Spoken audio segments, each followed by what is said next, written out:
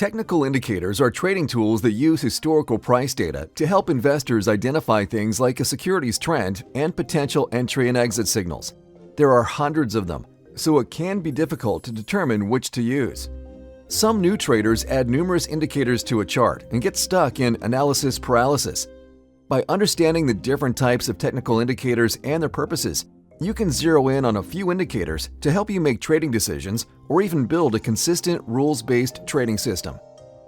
We'll discuss 4 major indicator categories, including trend tracking, oscillators, sentiment, and flow of funds.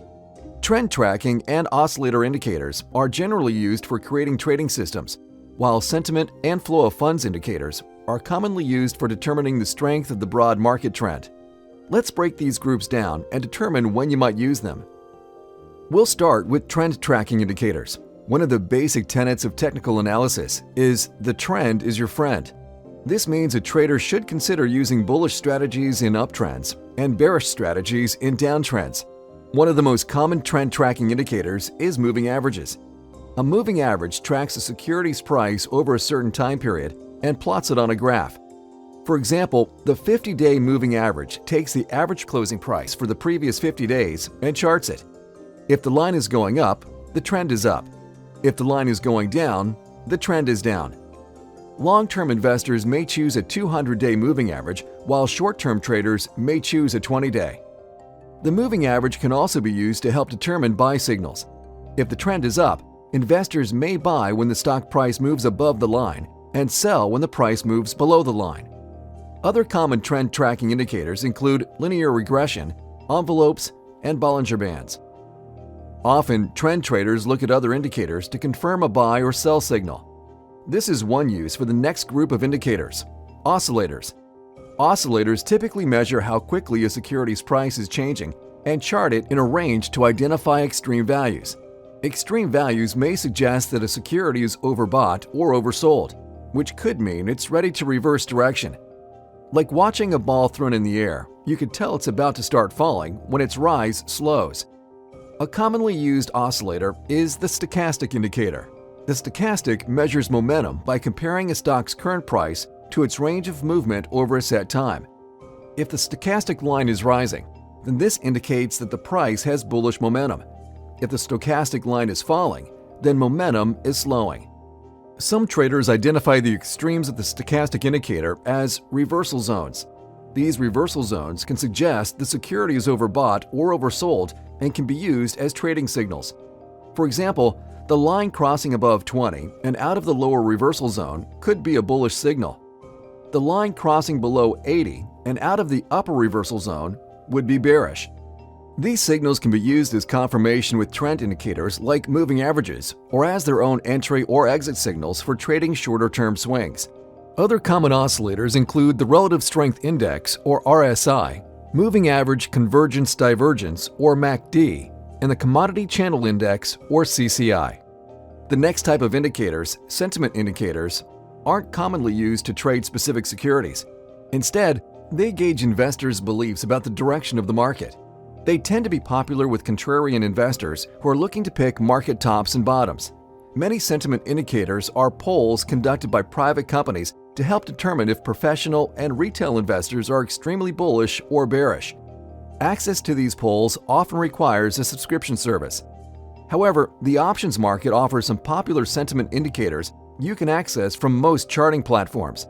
One of these is the put-call ratio. This indicator compares the number of puts purchased versus the number of calls purchased on stocks in a broad index like the S&P 500. Puts are commonly purchased when investors are bearish, while calls are commonly purchased when investors are bullish. If there were an equal number of calls and puts purchased, the ratio would be 1. However, investors tend to be bullish more often, so the ratio tends to be below 1 most of the time. Contrarian investors attempting to identify market extremes may interpret a ratio spike above 1 as excessive bearishness, suggesting a market bottom could be near. Often, investors will rely on more than one indicator to determine tops and bottoms. Other common sentiment indicators include the CBOE Volatility Index, or VIX, historical PE ratios, the Advanced Decline Line, and consumer sentiment. Finally, there are flow of funds indicators. Flow of funds analysis attempts to track changes in supply and demand for investments. In other words, it's a way to see where people are putting their money.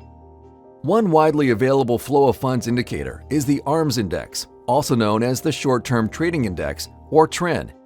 The ARMS index compares rising stocks called advancers to falling stocks called decliners in a stock exchange. The first level of comparison is the number of advancers versus the number of decliners. If advancers outnumber decliners when the market is uptrending, then it suggests that the rally is broad-based and strong. If the decliners outnumber the advancers during an uptrend, the uptrend is weakening. Next, the ARMS index compares the volume for advancers to the volume of decliners. If advancers are seeing high volume, this means more money is flowing into bullish stocks. If the decliners are experiencing high volume, then money is flowing out of stocks and into other investments. A measure of 1 or less suggests more money is going into advancers. A measure above 1 suggests more money is leaving stocks. It's not uncommon to see the ARMS index bounce above and below 1. Large positive or negative spikes indicate extreme conditions and are often used by contrarians to signal a final surge before changing directions. Other common flow of funds indicators include Chaikin money flow, on-balance volume, and the commitment of traders report.